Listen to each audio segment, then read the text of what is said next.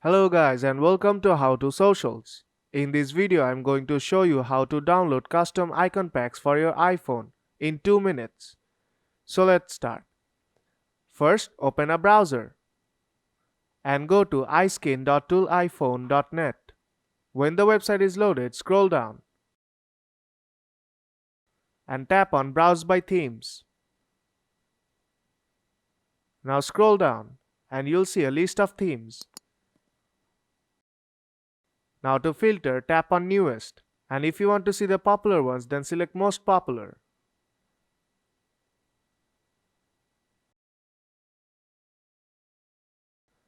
Now select the theme you like. Now scroll down and tap on Application Icons. Now tap on the icons you like. Then tap on Generate Theme. Now tap on Allow and a profile will be downloaded to your Settings app. Now close the browser and open the Settings app and tap on Profile Downloaded. And here you can see this is the profile I have just downloaded.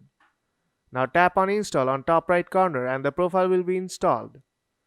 So if this video helped you out, then don't forget to leave a like and see you in the next tutorial.